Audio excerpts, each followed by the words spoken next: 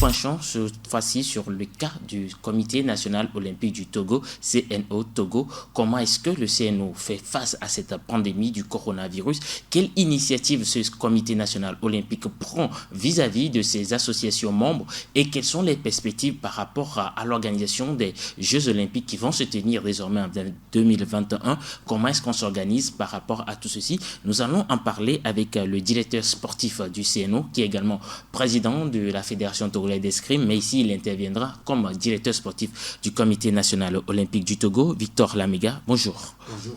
Comment vous allez? Ça va, tout va bien, on rend grâce à Dieu. Latif Yorouman, rédacteur en chef du groupe Jena Media. Latif, bonjour. Oui, bonjour Elie, bonjour au président, directeur sportif, bonjour à tous ceux qui sont branchés. Je dirais également directeur de publication de Miroir Info. Comment se porte Miroir Info? Miroir Info est de retour. Nous espérons pouvoir faire le chemin. Vous savez, c'est un peu compliqué, mais c'est un devoir, c'est un engagement. Et donc, je crois bien que Miroir a repris du service. Et forcément, cette semaine également, Miroir sera dans les pièces. Et nous revenons dans le vif de notre sujet. Alors, Victor Lamiga, président de la Fédération togolaise d'escrime, je vais d'abord commencer par là, même si vous n'êtes pas là à ce titre. Comment se porte l'escrime vis-à-vis du coronavirus? Bien, l'escrime, tout comme tous les autres sports, vit mal la situation du fait que tout est resté statique. Tous les événements qui étaient prévus ont été reportés ou annulés. Donc nous vivons la même chose comme toutes les autres disciplines. Donc on fait avec, et puis la priorité c'est la santé des athlètes et puis l'entourage des athlètes. Donc nous avons mis en application les instructions du ministère en charge des sports et de l'OMS, l'Organisation mondiale de la santé, pour permettre à nos athlètes de ne pas être contaminés par ce virus et aussi de ne pas aussi contribuer à la propagation de cette pandémie. Donc nous avons suspendu toutes nos activités et on attend à ce que les choses s'améliorent pour que nos tireurs puissent revenir dans les salles pour pouvoir s'exprimer. Président de fédération, directeur sportif du CNO Togo, comment est-ce que Victor Lamiga arrive à associer les deux activités? Est-ce que l'une des activités ne prend pas le pas sur l'autre, par exemple? Non, pas du tout. C'est le sport. C'est le sport. Beaucoup, je peux le dire que même par ma mission de directeur, en tant que directeur sportif, ça me permet aussi d'avoir des moyens intellectuels, par exemple, pour pouvoir développer l'escrime. Donc, dans ma mission de directeur sportif, il y a des opportunités qui m'offrent, qui me permettent aussi de développer l'escrime. La stratégie que nous mettons en place pour développer l'ensemble du sport au Togo, ça me permet aussi de le mettre en pratique pour développer l'escrime. Donc, je pense que c'est une bonne chose, ça contribue vraiment au développement de l'escrime. Alors, quand on parle de directeur sportif, par exemple, je reviens au football, on suppose que c'est lui qui planifie le développement sportif d'un club, peut-être comme un peu le directeur technique national, au niveau d'un pays. Dites-nous, quel est le rôle du directeur sportif au niveau du Comité national olympique du Togo? Ok, au niveau du Comité national olympique, c'est un peu différent, pas tellement du fait que toutes les fédérations sont autonomes. Le Comité national olympique n'a pas d'emprise sur une fédération. Donc, nous n'avons pas d'emprise sur une fédération. À ce sujet, les fédérations sont libres de planifier leurs activités comme elles l'entendent. Donc, nous, au Comité national olympique, la mission du Comité national olympique, c'est de préparer les équipes pour les Jeux. Donc, nous préparons les Jeux olympiques. Les Jeux olympiques, tous les Jeux. Les Jeux olympiques. Les Jeux africains. Les Jeux africains, les Jeux olympiques de la jeunesse, les Jeux de la francophonie, les Jeux arabes. Voilà, donc les Jeux islamiques, plutôt pas les Jeux arabes, les Jeux islamiques. Donc, tous ces Jeux qui relèvent des compétences du Comité national olympique. Donc, c'est là que le directeur sportif fait le planning pour permettre à la détection des meilleurs athlètes que nous allons sélectionner pour représenter le Togo lors de ces Jeux en question. Donc, pour ce qui concerne la planification d'une saison sportive, des entraînements d'une fédération, ce n'est pas notre rôle.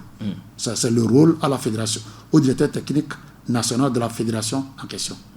Donc, nous, souvent, nous rentrons en contact avec les directeurs techniques nationaux des fédérations pour comprendre leurs besoins, pour comprendre les besoins techniques de la fédération, pour voir dans quelle mesure le comité national olympique peut accompagner cette fédération. Si cette fédération a un problème de formation, nous avons des projets au niveau de la solidarité olympique. Si le besoin exprimé par la fédération en question coïncide avec les projets de la solidarité olympique, le comité national olympique demande un financement pour l'organisation d'un stage de formation ou de perfectionnement au bénéfice de cette fédération. Voilà ce que nous faisons. Donc, il n'y a pas tellement de différence, mais il y a une différence parce que les fédérations sont autonomes. Les directeurs techniques nationaux sont autonomes. Quand nous allons en compétition, par exemple, je n'ai aucun rôle sur le directeur technique ou bien sur un entraîneur d'une fédération lors des Jeux. Je n'ai aucun pouvoir sur lui. Donc, si je comprends bien, si on va aux Jeux Olympiques, par exemple, au niveau de la natation, vous ne pouvez pas dire faites ceci, faites ceci à l'entraîneur. Non, je ne peux rien lui dire. Ça, à l'entraîneur. Mais maintenant, je dois, après tout, dans mon rapport, apporter mon appréciation sur la manière dont il a géré son équipe, la manière dont il a géré les athlètes. Voilà. Donc, le directeur sportif, en tant que du comité national olympique, c'est en sorte l'entraîneur de tous les entraîneurs. C'est le directeur technique de tous les directeurs techniques. Donc, je maîtrise le métier d'entraîneur. Je sais comment il faut préparer l'athlète. Je sais comment, en compétition, comment il faut l'accompagner. Maintenant, si ces mesures-là ne sont pas prises lors d'une compétition, je les note et je peux faire des observations au comité national olympique. Voilà, tel entraîneur a fait ça, le résultat là, ça passe ça, ainsi de suite, ainsi de suite. Mais sur le terrain, c'est le chef. Je n'ai rien à lui dire. Voilà, vous avez parlé des directeurs techniques nationaux. Il faut rappeler que vous avez été directeur technique national de la Fédération togolaise d'escrime pour finir président de cette même fédération. Et vous le dites si bien, on va parler du mouvement olympique au Togo. Aujourd'hui, par rapport au coronavirus, comment est-ce que ce mouvement olympique se porte-t-il au Togo? Bien, on peut dire que le mouvement est un peu ralenti. Parce que, je l'ai dit au début, à cause de la pandémie, donc tout est à l'arrêt, sur le plan national comme sur le plan international. Donc aujourd'hui, ce que le comité national olympique gère, c'est un peu l'administration. Donc concrètement, tout est au ralenti. Tout est au ralenti.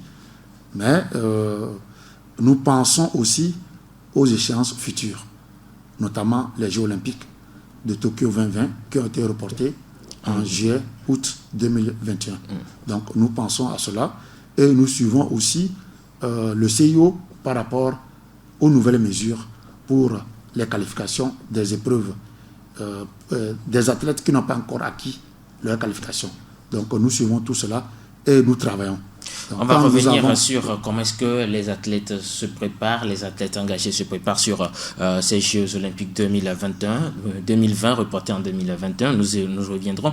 Mais dites-nous en interne au Togo, lorsque cette crise a commencé, comment est-ce que vous, au niveau du Comité national olympique, vous êtes pris avec les fédérations dès le début de cette crise? Parce que vous parlez de tout est aux arrêts. Est-ce que vous avez pris une décision? Est-ce que vous avez une concertation avec les différentes fédérations?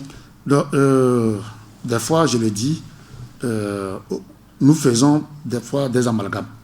Le comité national olympique, on lui donne des rôles qui ne sont pas les siens. Le comité olympique, sa vraie mission, c'est de représenter le CIO au Togo et de promouvoir les valeurs olympiques.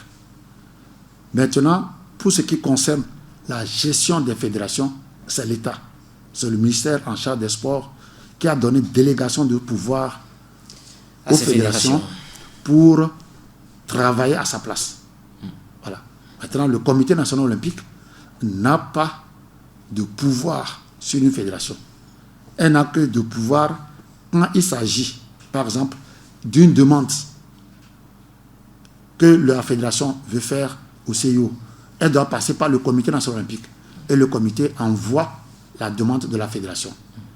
Donc, sur ce plan, les fédérations sont indépendantes.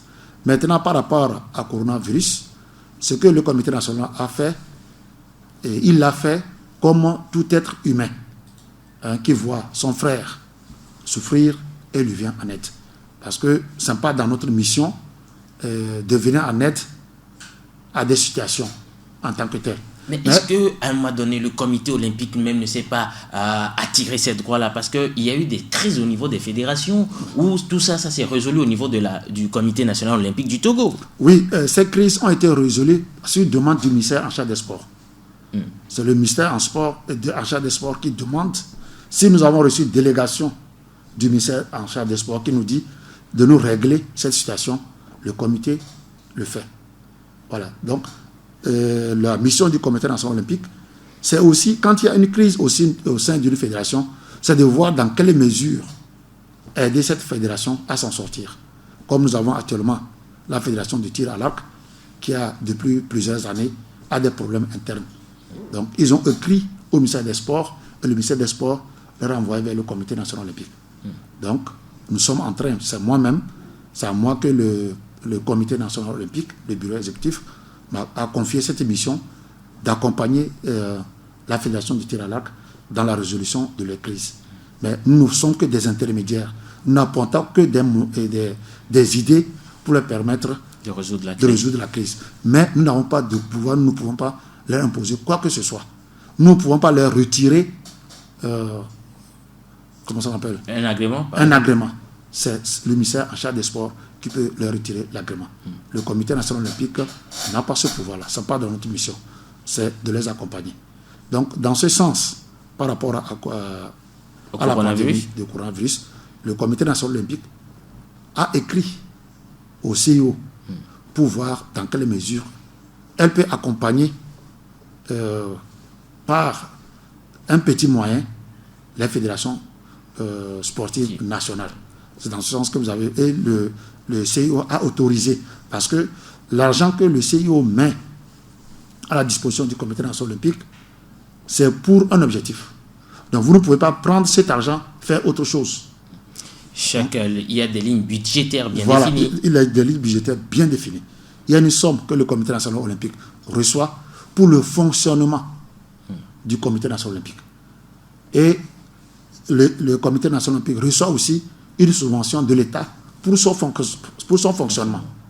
Maintenant, c'est quand il y a un projet, on écrit et le financement arrive pour ce projet. Donc, si une fédération veut faire un stage d'entraîneur, elle écrit et nous, on remplit un formulaire en ligne à la solidarité olympique. La solidarité olympique maintenant envoie les 15% du budget demandé, puisque chaque projet a un budget. Tu peux avoir un projet pour un budget de $10 000. Mais si la fédération envoie un budget de $20 000, on va le demander pour ce genre de projet-là, c'est $10 000 que vous pouvez avoir. Donc, revoyez le budget. Maintenant, nous, on renseigne ce budget sur la plateforme de la solidarité olympique et 2 mois au plus, le dossier est traité et l'argent est versé sur le compte du comité national olympique pour la fédération. Donc la fédération reçoit les 15% pour faire le stage et quand elle finit le stage, elle fait le rapport moral et financier et qu'on transmet à la solidarité olympique qui renvoie le reste des 25% et que la fédération prend. Donc le comité national olympique n'a pas de l'argent en tant que tel. Il y a l'argent qui est là, bien sûr, mais pour des projets. Mais si la fédération n'exprime pas le besoin, c'est difficile de toucher à cet argent. Donc c'est pourquoi nous échangeons régulièrement avec les fédérations, notamment les directeurs techniques nationaux, pour leur dire que, bon voilà, exprimez-nous vos besoins. Quels sont les problèmes que vous avez? Quelles sont les activités que vous avez planifiées et vous avez besoin de financement? Donc si tel projet coïncide avec un projet de la solidarité olympique, on cherche l'argent pour vous. Donc voilà, c'est comme ça que ça se fait. Donc, pour le cas de coronavirus, le comité national olympique a demandé une autorisation pour utiliser une partie d'une somme qui a été envoyée pour réaliser tant. Maintenant, à cause du coronavirus, les activités sont suspendues. Donc, on ne pourra pas faire ce projet. Donc c'est là que le comité national a écrit au CIO pour demander l'autorisation. Est-ce que nous pouvons utiliser cet argent? Donc, et le CIO a donné son OK. Et c'est l'argent là qui a été acheté et qui a été utilisé pour acheter 21 500 000 francs, à en croire le vice-président du Comité national olympique du Togo, Doné Gagou. Voilà. Bon, ça, ces données, moi je peux le savoir parce que je fais partie du bureau exécutif. Moi je sais que directeur sportif, donc je ne m'occupe que du volet technique. Voilà. Donc, mais ce qui est sûr, je sais qu'ils ont demandé, le bureau exécutif a demandé une autorisation du CIO pour faire pour réaliser cette activité qui concernait de venir en aide aux fédérations. C'est juste une aide parce que les vrais problèmes des fédérations, ce qui a été donné ne peut pas résoudre les problèmes de la fédération, des fédérations aujourd'hui. Les fédérations sont à terre aujourd'hui, sans le savoir. Les fédérations sont à terre par rapport à cette pandémie. Voilà. Alors, monsieur le directeur sportif, on parle aujourd'hui de formation. Comment est-ce qu'aujourd'hui on peut ressentir ces besoins? Est-ce qu'aujourd'hui le CIO, bien la solidarité olympique même ne lance-t-elle pas des formations? Parce que moi j'ai pour constat de regarder, banalement c'est les mêmes qui vont aux formations, tandis que d'autres ils n'en bénéficient pas. Comment savoir aujourd'hui qu'il y a peut-être une formation pour les médias, une formation pour le volley, une formation pour le handball, une formation pour le basketball? Ce que j'ai dit, ce que je disais, il y a plusieurs projets au niveau du comité, au niveau de la solidarité olympique. Donc la solidarité olympique est une d'abord commission spécialisée du CIO pour venir en aide aux comités nationaux olympiques et aux comités nationaux olympiques défavorisés. Donc pour cette raison, elle ne donne pas de l'argent comme ça. Il y a des projets pour l'argent là est destiné à ces projets. Maintenant, ça à nous. Des fois, les Blancs nous accusent, Africains, on ne consomme pas cet argent-là. On ne consomme pas. À la fin d'une saison sportive, l'argent est là. Personne n'a touché. Et comment est-ce qu'on peut expliquer cette défaillance au niveau des fédérations, donc, typiquement au Togo? Il faut que les fédérations demandent. Parce que moi, je ne peux pas connaître le besoin d'une fédération, par exemple, de judo, de karaté, de football, de tant. Moi, je ne veux pas savoir. Mais vous voyez, aujourd'hui, le Comité national olympique forme des administrateurs du sport par les cours CAMS, les cours avancés en management sport. Et donc, il y a les dirigeants sportifs qui sont formés. Moi-même, j'en fais partie de la première promotion des cours avancés, des cours CAMS. Donc, actuellement, c'était la 4e promotion, mais à cause de la pandémie, le projet a été suspendu. Bon, on ne sait pas si ça va reprendre ou pas. Donc, chaque année, donc le comité a compris que avec cette somme-là, nous pouvons venir en aide, former des acteurs du sport. Peut-être qu'on peut l'étendre aussi aux journalistes. Je peux faire la proposition la prochaine fois pour qu'au moins, si par promotion, on peut intégrer un ou deux journalistes chaque année, chaque promotion. Donc c'est aussi bien. Comme ça va, vous serez imprégné du management du sport. Voilà. Donc il y a plein de projets que même, par exemple, vous voyez, la journée olympique que nous organisons. Oui. Ça, c'est des projets qui existent, qui sont là. Mais si vous ne demandez pas, vous n'aurez pas de sponsor. Donc le comité aussi le fait.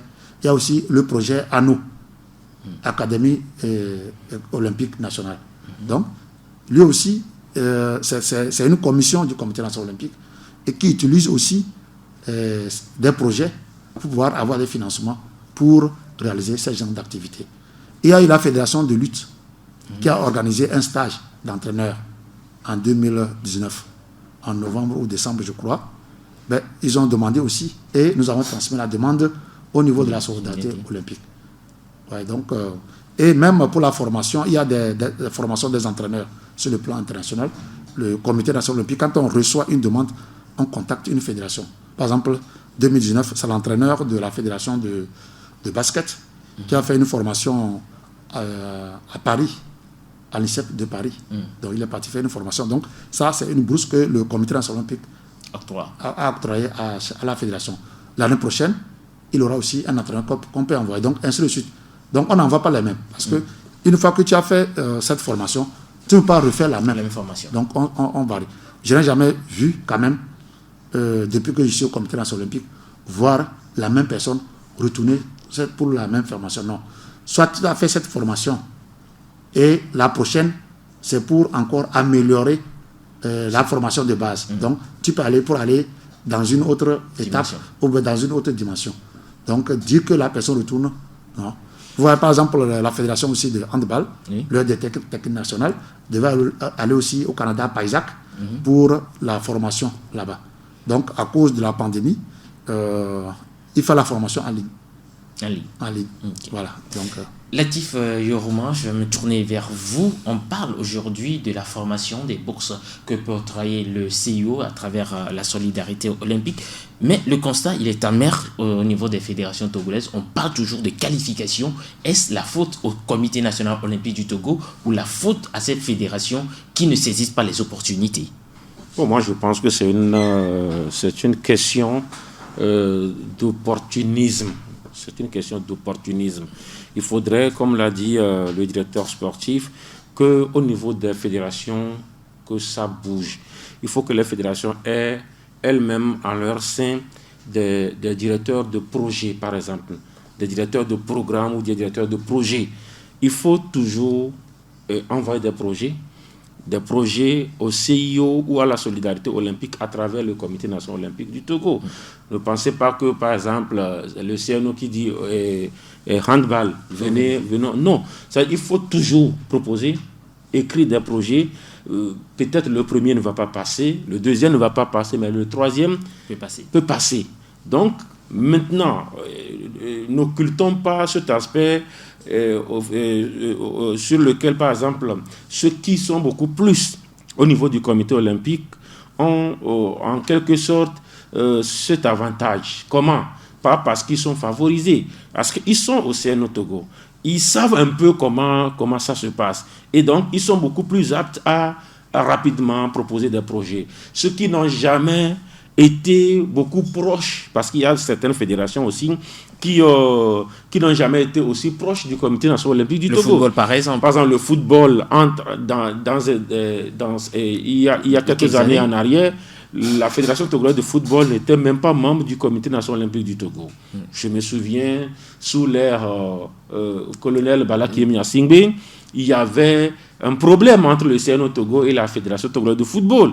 Et la FTF n'a jamais fait partie du Comité national olympique du Togo. C'est après que les choses se sont normalisées. Et donc aujourd'hui, c'est une question d'opportunisme. Je reviens sur ce mot-là. Il faut saisir les opportunités. Même, ce n'est pas seulement les fédérations. Ils ont parlé aussi des formations à l'endroit, par exemple, de nous, les médias. Il faudrait également que nous aussi, même si c'est vrai, des fois le CNO aussi est parfois rigide par rapport à certains hommes qui y passent. Et par exemple, ce bureau qui est là ne nous a jamais offert une formation. Il faut quand même avoir le courage de le dire. Le bureau de Bayor. Alors que le bureau d'Ogbo nous a offert une formation. On a eu une formation de 4 jours, bien de 5 jours. Une chose. Et on l'avait intitulée formation de quelque chose niveau 1. Mais on n'a jamais eu le niveau 2. On n'a jamais eu le niveau 2. Ou soit, on n'a jamais revu le niveau 1 à d'autres pour d'autres confrères, bien d'autres promotions. Et donc, c'est une aubaine que nous saisissons devant justement le directeur sportif qui déjà nous propose une opportunité par rapport au cours CAMS. C'est déjà une très bonne chose parce que souvent, il nous accuse des critiques à tort. Mais écoutez, le journaliste n'a pas pour intérêt de venir critiquer à tort. Mais souvent, c'est aussi des aspects qui échappent à la presse. Mais lorsque vous pensez peut-être que c'est ça qui devait être fait. Donc, vous sonnez, vous appuyez sur la sonnette d'alarme ou bien vous réveillez. Sauf que votre intervention peut-être est à tort. Mais si vous formez ou bien vous aidez justement à la formation des journalistes, ça va vous aider également dans ce que nous produisons comme émission, comme ci et comme ça. Ça va forcément à l'avantage du sport. Et donc, pour me résumer, c'est important que les CIO fassent profiter surtout lorsqu'on parle du mouvement olympique, que tout soit dans le mouvement. Faut pas peut-être que les avantages du CIO, de la solidarité ou bien de la Fondation olympique aillent toujours vers un côté. Ça n'avantage pas même le CIO qui lâche les sous, bien la solidarité olympique qui lâche un peu les sous. Donc voilà un peu ce que moi je voudrais peut-être dire sur ce sujet-là. Vous êtes sur le www.radio.djena.info dans l'émission Djena Sport qui reçoit aujourd'hui le Comité national olympique du Togo. Nous allons profiter pour aborder plusieurs points de l'actualité avec le CNO Togo. Ils sont représentés ici par le directeur sportif Lamega Victor qui est là avec nous. On continue avec ce développement du coronavirus. On a vu les dons. Vous avez dit le CIO vous a autorisé à faire les dons, mais les dons sont des vivres et des masques. Pourquoi est-ce qu'on n'a pas peut-être converti ça en argent et c'est les nourritures, c'est les masques que vous avez octroyés aux 29 fédérations, c'est-à-dire les 23 olympiques et les 6 non olympiques? Oui, en fait, ces vivres et les non-vivres qui ont été octroyés doivent aller à l'endroit des membres de la fédération pauvres, ceux qui n'ont pas les moyens. Ah ouais. Alors, dans ce cas, Latif disait la ceux qui dernière n'ont pas fois... les moyens, c'est pour les démunis, ceux qui sont vraiment nécessités. Par exemple, les fédérations qui ne font même pas d'activité. Latif parlait par exemple de la boxe, qui disait s'ils ne font pas d'activité, c'est parce que peut-être ils sont très démunis. En tout cas, il fallait peut-être recenser les fédérations qui n'ont jamais fait d'efforts. C'est les fédérations qui n'ont jamais fait d'activité. Ça suppose qu'elles sont les plus pauvres des autres fédérations. Il fallait leur donner. Parce que je me dis, bon, ok, si peut-être l'escrime se débrouille à faire des activités, c'est que l'escrime va mieux. Si la fédération togolaise de football est toujours en championnat, il va mieux. Donc il fallait donner au karaté, boxe, à la boxe, ceux qui ne font rien jamais là. C'est-à-dire il fallait leur donner. Non, bon, mais ça fait sourire, mais je suis en tout cas sérieux. Parce que quelquefois, moi je dis oui, on parle du coronavirus, d'accord. Le coronavirus peut attaquer tout le monde. Les masques, d'accord, il faut donner les masques à tout le monde. Parce qu'un seul clown peut faire contaminer toute une cité. Mais lorsque vous donnez des vivres avec une clé de répartition pratiquement égale. Et toutes les fédérations ont eu la même chose. Oui, toutes les fédérations. Alors qu'on connaît des fédérations qui même n'ont même pas d'athlètes. Ou soit qui peut-être se résument à 2 ou 3 athlètes. Et qu'on donne les 10 sacs de riz. Vous ne voyez pas que... Parce que moi je dis ici, vous aurez pu également utiliser la clé de répartition. C'est-à-dire que par rapport à la taille, à la fréquence, par rapport aux besoins. Parce qu'ici, forcément, on parle des besoins. Lorsque vous prenez certaines fédérations, je le dis et je suis sincère, la fédération togolaise de football, le sport roi aussi vit des problèmes, d'accord. Mais cette fédération a quand même pu aussi aider certaines couches, certaines entités. Vous ne pensez pas que donner 10 sacs à la fédération togolaise de football, au même moment donner 10 sacs aussi à la fédération togolaise peut-être... On va prendre les Paralympiques. Les Paralympiques. Vous ne voyez pas que on aurait pu véritablement recenser les vraies nécessités et essayer également de donner par rapport à chose. C'est aussi une idée comme ça qui m'est venue. Ce n'est pas pour peindre en noir quand même ce que le Comité national olympique a dit. Non, je vois c'est à quoi vous voulez en venir. Au sein de la fédération, même nous on avait dit donner 10 sacs à la fédération togolaise de football, c'est insignifiant.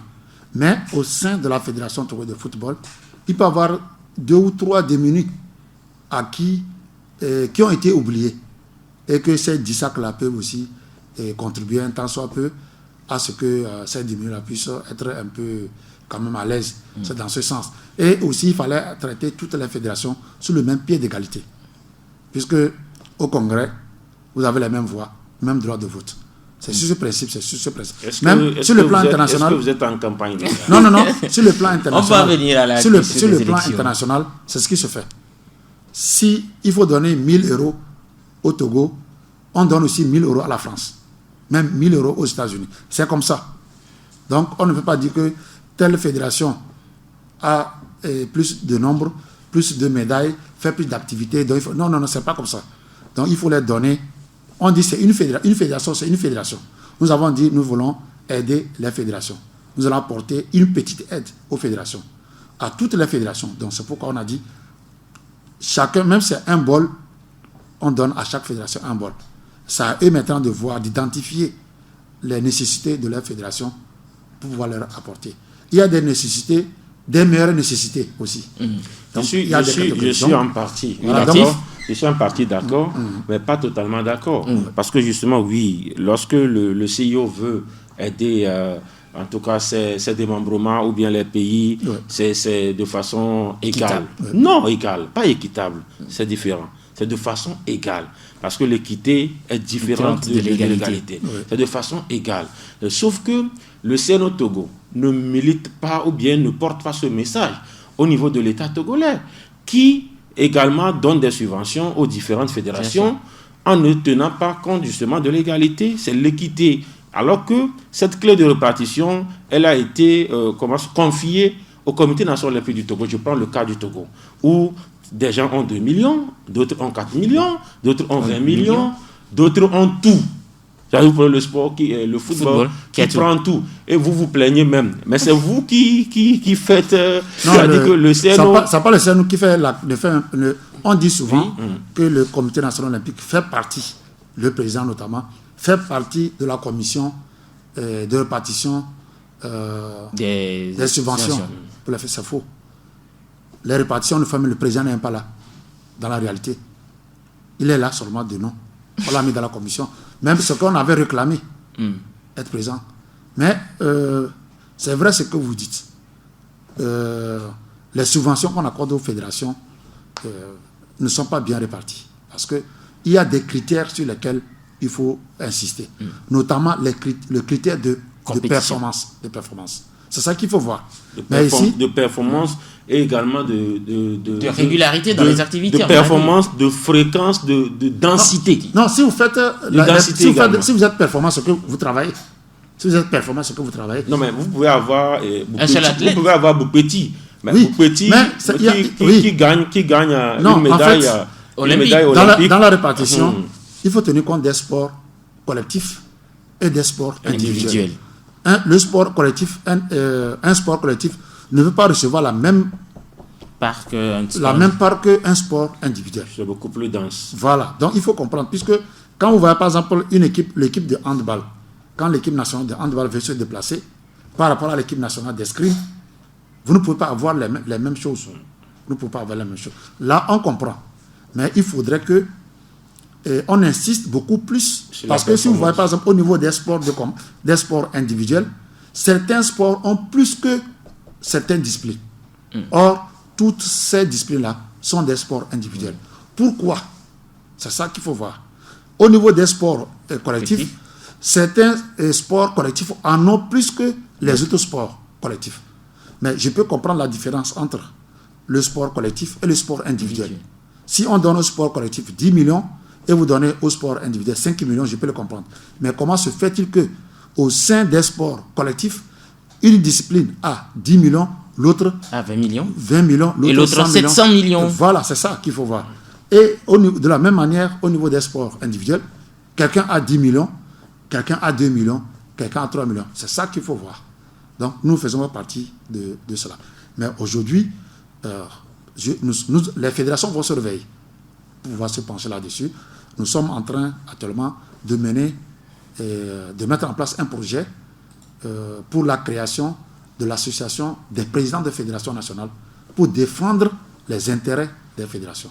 Donc, je fais partie du noyau de ces présidents, 5 fédérations. Un syndicat? Non, ce n'est pas un syndicat. Ce n'est pas un syndicat, ça l'est quand même. Oui, un syndicat.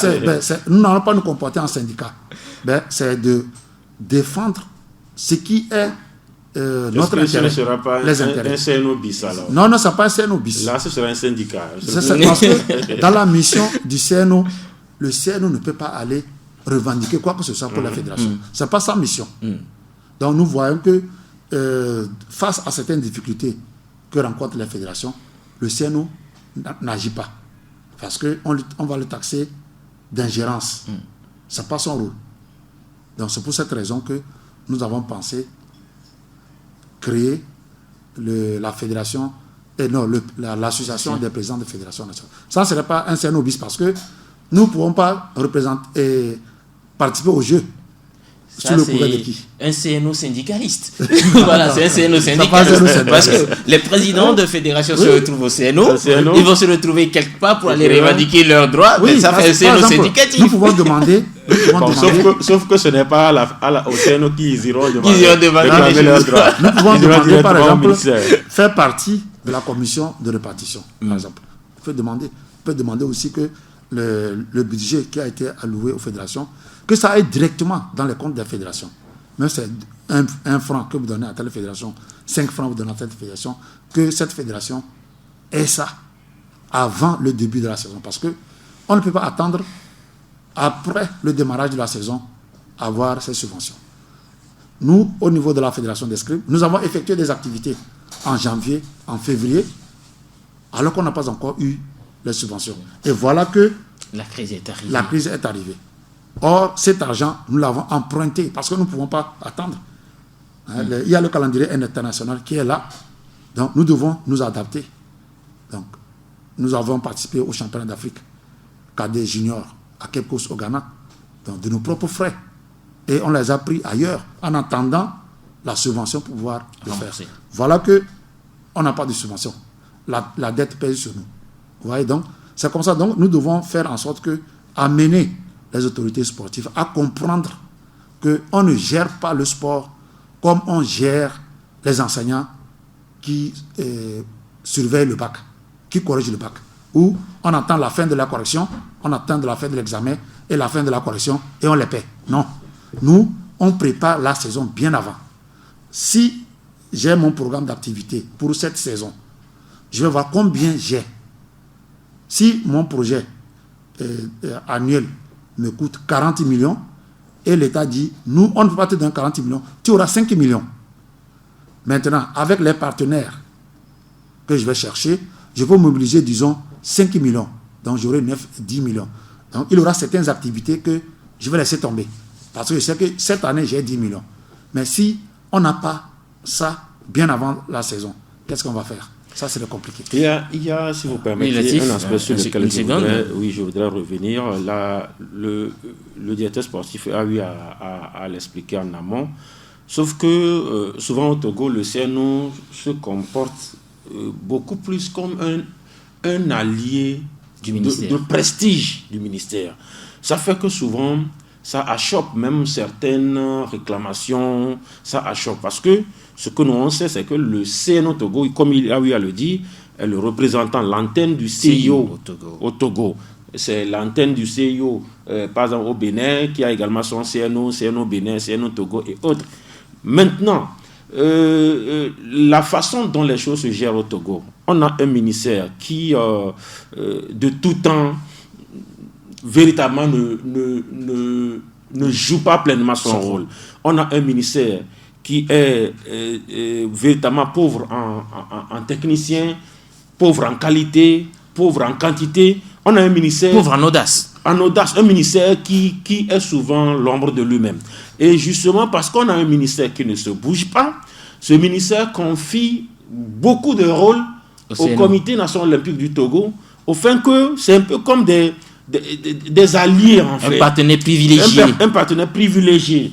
Et souvent, lorsqu'on parle même de subventions, le ministère a tendance à faire croire à l'opinion que c'est le CNO même qui, parce que justement le CNO, comme on le dit souvent dans le jargon, qui est la mère des fédérations, qui fait mieux que l'autre par rapport aux activités. Et on fait croire. On les consulte. On fait croire, oui, on les consulte. On fait croire à l'opinion que oui, ou soit le CNO justement voit ce qui se passe, mais est impuissant pour pouvoir justement dire si ça, parce que le CNO également se comporte des fois comme un allié. Regardez un peu, lorsque même il y a une violence sur un terrain, quand le ministère sort, c'est le CNO qui est à côté.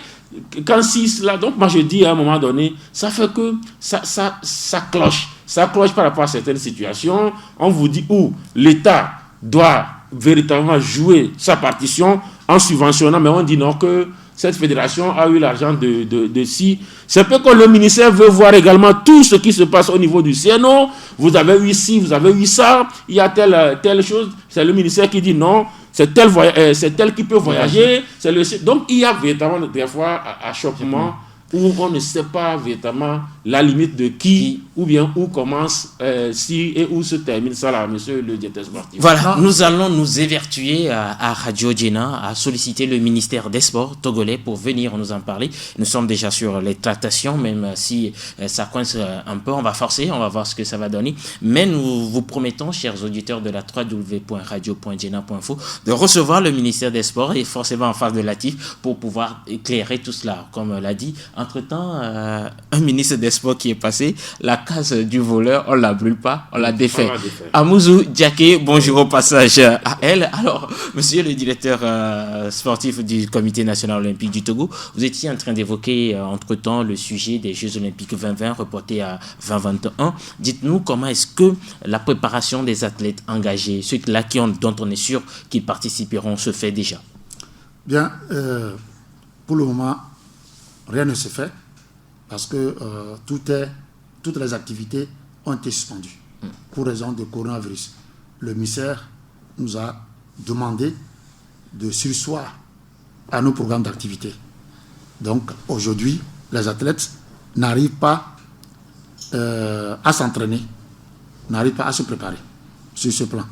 Mais ce qui est sûr, quand cette pandémie va passer et quand les activités vont reprendre leur cours normal, nous allons suivre les programmes d'activité pour la qualification de ces athlètes-là. Donc, les fédérations aujourd'hui attendent, puisque au niveau international aussi, toutes les compétitions ont été reportées ou soit même annulées complètement. Donc, face à cela, alors, nous avons déjà... Dans le suivi des athlètes, oui. On sait qu'au Togo, pour la plupart, ce sont les plats d'universalité et ce ne sont pas des compétitions collectives, il s'agit des disciplines individuelles. Par exemple, je peux prendre l'athlétisme, la course. Est-ce que, si c'est Latif qui est qualifié aujourd'hui, Latif, avec son entraîneur, il ne peut pas travailler, président?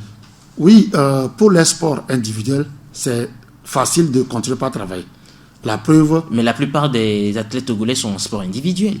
Oui, mais actuellement, il y a une athlète qui est déjà qualifiée au niveau de l'aviron, qui est revenue, qui était dans un centre en Allemagne, et compte tenu de la pandémie, elle est revenue, mais elle s'entraîne. Voilà. Et par le soutien du Comité national olympique. Voilà. Elle s'entraîne. Donc le Comité national olympique la suit. C'est moi-même qui suis. De temps en temps, je vais pour voir qu'est-ce qu'ils font, pour voir vraiment est-ce qu'elle s'entraîne. Et après chaque entraînement, elle doit envoyer les résultats à son coach qui est en Allemagne. Donc le coach aussi lui propose une série d'exercices à faire et les résultats des performances, elle envoie ça à son coach en Allemagne. Maintenant, pour les autres... Donc on pense aussi que l'escrime n'est pas trop exposé. Non. Vous tenez à distance avec oui, c'est vrai. Mais est-ce que nous pouvons, c'est l'entourage, le temps que les athlètes en arrivent, hein, est-ce qu'ils ne peuvent pas être contaminés par d'abord les coachs? Parce que nous devons être prudents. Il ne faudra pas qu'un enfant contracte une maladie à l'entraînement et les parents vont venir se jeter sur toi. L'État a dit, suspendez vos activités. Nous, on a fermé les portes. Mais aux athlètes, pour qu'ils puissent garder leurs conditions physiques, on leur a donné des exercices spécifiques à faire à la maison ou bien des courses à le faire. Mais l'entraînement technique, il peut le faire à la maison, lui seul, répéter ses gammes, il peut le faire. Bon, mais pour le reste, les salles sont fermées. On ne veut pas de problème. Parce que l'entourage, il peut avoir les revendeuses, les coachs, un dirigeant peut contracter le virus comme ça. Il vient, il pose sa main ici, l'athlète, après avoir fini, va pour se reposer, il pose sa main après, il faut limiter les risques. Donc c'est pour cette raison. Très prudent. Oui, parce que cette maladie, il faut vraiment faire beaucoup attention. Prendre des dispositions qui s'imposent. C'est pour cette raison que on a tout arrêté. Alors, quand on est aux arrêts, Les Jeux Olympiques, c'est vrai, c'est juillet-août 2021. Jusque-là, on ne sait pas si les 3 mois d'état d'urgence vont être prolongés. Est-ce que vous n'avez pas peur aujourd'hui que c'est des répercussions sur vos athlètes? Forcément. Beaucoup seront démotivés sur le plan psychologique. Beaucoup seront démotivés et ils ne vont pas garder encore l'ardeur qu'ils avaient pour ces Jeux, pour juillet-août, qui devaient se dérouler normalement. Les gens étaient animés d'une certaine ardeur et étaient super motivés. Mais aujourd'hui, avec le report, même les Jeux qui auront lieu dans 1 an, les gens n'auront pas le même engouement que l'engouement qu'ils devaient avoir en juillet-août 2020. Ça, c'est sûr. Donc, les gens auront beaucoup plus les yeux sur Paris 24. Paris 2024. Donc, il y a beaucoup de répercussions sur les athlètes, même après un arrêt de telle durée. Pour reprendre, c'est difficile. Parce que la condition physique ne s'acquiert pas en 1 semaine. C'est minimum 1 mois. C'est minimum 1 mois. Et des athlètes ont consenti des efforts énormes en s'entraînant 2 fois, 3 fois par jour. Et voilà, à 2-3 mois de l'échéance, tout est mis à terre. Donc déjà sur le plan mental, tout est à terre. Et après la reprise, sera aussi difficile. Parce que pour la reprise, il y aura 2 choses. Les gens ont en tête Tokyo 2020 et Paris 2024. Parce que les athlètes de haut niveau s'entraînent pour ça. Paris 2020, en s'entraînant pour Paris 2020, parce que Paris 2024, Tokyo 2020, Paris 2024, il doit faire beaucoup attention pour ne pas se blesser. Or, après les Jeux de Tokyo 2020, il lui faut un temps de récupération. Il doit prendre des vacances pour se reposer sur le plan physique et sur le plan mental. Ça, c'est très important pour pouvoir reprendre un nouveau cycle. Mais voilà qu'ils n'auront pas ce temps. Il va terminer 2020 et en même temps enchaîner parce qu'après 2020, il ne reste que 3 ans. 3 ans. Il y a les Jeux mondiaux, il y a les Diamond League. Voilà, donc tout ça, donc c'est un peu compliqué. À vous écouter, est-ce que justement, pour ne pas en tout cas prendre la place de Eli, est-ce que justement un athlète peut, après une grande compétition, prendre 1 an de vacances? 1 an, oui. C'est impossible. Oui, bien justement, maintenant, il y a 3 ans entre les 2 Jeux. Là, ce n'est pas un souci. Oui, mais c'est un programme de préparation. Il y a un programme de préparation pour de telle semaine à telle semaine, l'athlète doit avoir tel niveau. De telle semaine à tel niveau, il doit faire tel niveau. S'il fait 15 secondes, donc je me dis que dans 3 semaines, par exemple, il doit descendre 14. Dans 2 mois, il doit descendre 13.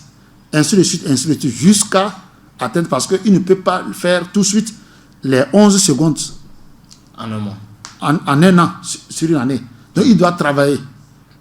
À part les entraînements techniques, il y a aussi les entraînements physiques qu'il doit faire pour pouvoir développer certaines habiletés physiques qui vont lui permettre d'être performant sur le plan technique. Donc, c'est toute une planification. Donc, c'est compliqué. C'est compliqué. Donc, le temps qu'il va prendre pour se reposer, il empiète sur la préparation de Paris 2024. Donc, mais comme cela concerne tous les athlètes du monde, donc ça veut dire que tout le monde sera traité sur le même pied d'égalité. Il y a aussi certains athlètes aussi qui regrettent parce que ils devaient être en fin de carrière en 2020.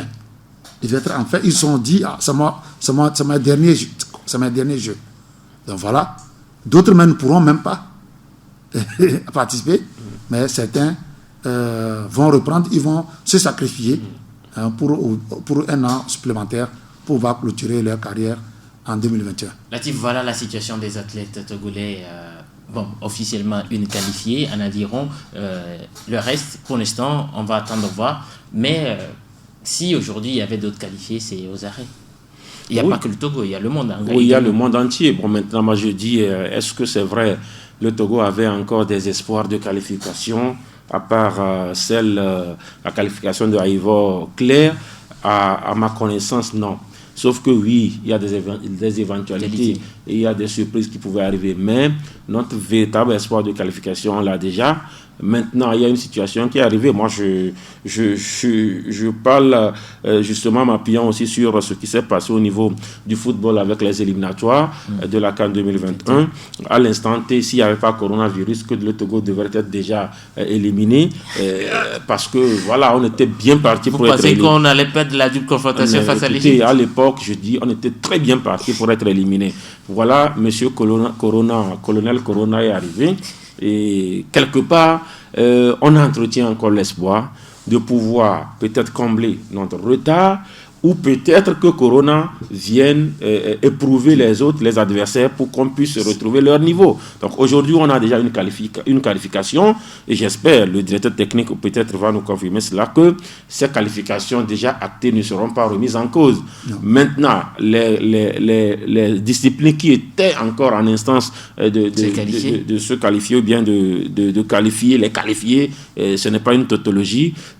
Sûrement que nos athlètes auront le temps de gagner un tout petit peu en maturité, en performance, pour pouvoir véritablement nous accrocher encore une qualification avant peut-être d'espérer une place d'universalité comme souvent on le fait pour le Togo. Alors, monsieur le directeur sportif, en 2016, vous étiez avec d'autres athlètes. Je vais vous demander au hasard comme ça, qu'est devenu aujourd'hui Rebecca Bossi par exemple? Bon, vous savez que certains athlètes, après avoir eu des bourses, sont restés en Europe. Bon, après, ils sont cherchés. Ils sont cherchés en s'entraînant. On cherchait aussi d'autres voies. Donc, après, elle n'est plus dans le monde du sport, du sport de haut niveau, à mes connaissances. Donc, c'est pour cette raison. Sinon, il y a espoir que des athlètes puissent se qualifier. Parce que dans le monde, il n'y a que 57% qui sont déjà qualifiés dans le monde. Donc, il reste 43%. Donc, il reste 43%. Donc, au niveau du Togo, beaucoup de fédérations n'ont pas pu prendre part à ces tournois qualificatifs. C'est seulement l'athlète de tennis de table qui a pu prendre part en Tunisie à leur tournoi qualificatif, mais malheureusement, il n'a pas pu. Mais il a pu intégrer le top 10. Il est classé 8e africain. Donc, déjà, il était 11e. Maintenant, il a pu intégrer. Donc, c'est vrai qu'il n'a pas pu se qualifier, mais déjà, il y a eu un travail qui a été fait. Avec cette 8e place, il faut qu'il travaille pour Paris 2024, donc pour qu'il puisse progresser. Mais pour le reste, ils vont tenter leur chance. Nous avons au niveau de la boxe, on a 2 athlètes qui sont en France, il y a un qui aurait pu venir, qui est très fort en France, et qui devait venir à Dakar pour la qualification, mais aux dernières minutes, compte tenu de coronavirus, ils ont eu peur, il n'a pas pu faire le déplacement, mais malheureusement, le tournoi a été fait. Mais encore, il y a aussi d'autres tournois qui sont là, qui seront relancés à la fin de la pandémie. Voilà, donc je pense que... Vous savez que depuis, comment ça s'appelle, au niveau de l'aviron, canoë-kayak plutôt, Benjamin Petit, le Togo n'a jamais participé aux Jeux avec des athlètes qualifiés. C'était seulement avec des athlètes qui ont eu des places d'universalité. Or, quand vous avez déjà des athlètes qui ont la place d'universalité, ils ne vont pas aller loin. Premier tour, ils seront dégagés. Voilà, Président, nous sommes presque à la fin de cette émission, mais la dernière question. Le congrès électif au niveau du CNO Togo était prévu pour décembre 2020. Est-ce qu'avec cette crise de coronavirus, cette date est maintenue? En fait, selon les tests du CIO, il n'y a pas des critères spécifiques en tant que tel. Le mandat du bureau du CNO, d'un CNO, c'est 4 ans. Le mandat du bureau d'un CNO ne dépend pas des Jeux olympiques. C'est 4 ans. Donc, normalement, ce quadriennal a débuté en 2017, et il doit finir en 2020.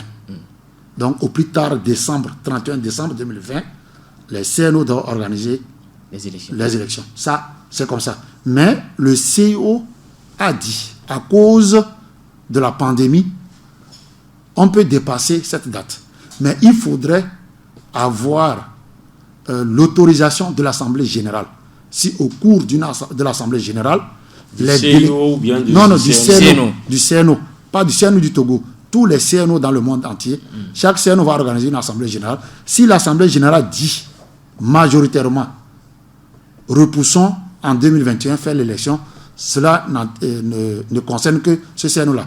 Mais si l'assemblée générale dit non, allons aux élections, on va aux élections. Donc, est-ce que dans cette période de pandémie, le Togo un CNO, pas le Togo, un CNO du monde entier pourrait organiser son assemblée générale? Oui, ça va se faire par non, parce que ça ne peut pas, on ne peut pas aller, bon, quand même d'ici juillet, août, quand même il y aura, les choses vont reprendre. Selon vous. Et puis il y a également, à ma connaissance, peut-être on parle que normalement les mandats vont d'un Olympiade à un Olympiade. Non, c'est un faux problème. Dans les statuts du CEO, le mandat d'un c'est 4 ans. Il ne dépend pas des Jeux.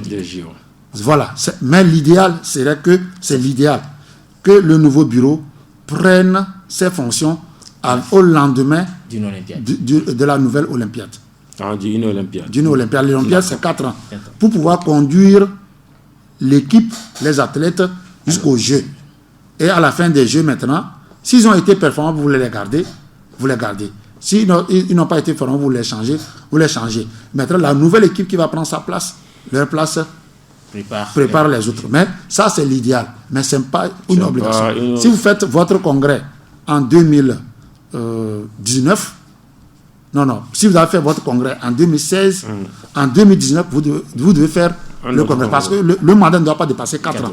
Ça, c'est 4 ans, même 4 ans, un jour, c'est impossible. Donc, il faut rester dans les 4 ans. Le mandat du bureau exécutif d'un CNO, c'est 4 ans.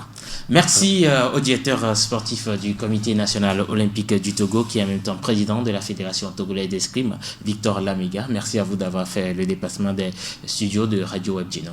Merci pour l'invitation. Ce fut un plaisir de partager ces informations sportives avec vous et avec tous ceux qui sont branchés sur le sport. On n'a pas pu tout toucher, mais on espère que vous serez disponible pour nous pour revenir peut-être. Il y a beaucoup de questions à poser. Par exemple, le premier vice-président du CNO est introuvable depuis un moment. C'est une question qu'on aurait pu poser. Oui, il n'y a pas de problème. Vous planifiez et puis vous me reprogrammez, je vais revenir. Voilà. Il n'y a pas de souci. Merci. Pour ce qui concerne le sport, je suis là. D'accord. Merci également à Latif Oyo. C'est un plaisir.